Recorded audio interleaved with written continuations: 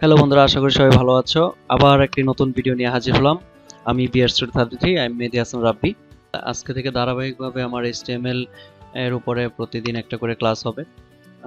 আশা করি সবাই ভিডিওগুলো খুব মনোযোগ সহকারে দেখবেন। আজকে যে পার্টটা আমি করতেছি সেটা হচ্ছে খুবই বেসিক পার্ট।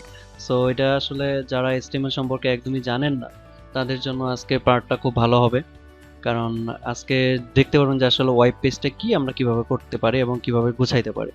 সো আমি প্রথমে একটি নোটপ্যাড নিলাম। নোটপ্যাড নেওয়ার ভিতরে এখানে আমি HTML কোড লিখতেছি।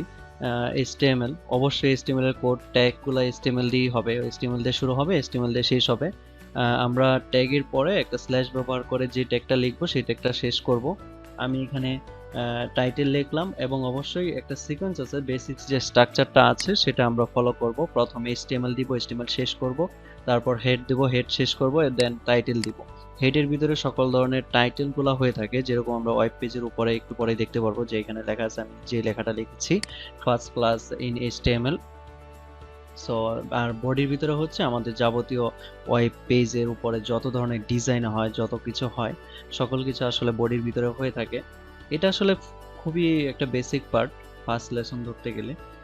যারা HTML করতে যাচ্ছে বা যারা একদম নতুন শিখতে যাচ্ছে তারা এটা দেখলে মোটামুটি একটা ধারণা পাবে যে আসলে কিভাবে কোডিং করতে হয় এবং কিভাবে একটা ওয়েব পেজ বানাইতে হয়, বা ওয়েব পেজের বানানোর একটা ফার্স্ট একদম বেসিক স্ট্রাকচার একদম শুরু থেকেই আসলে দেখানো হলো।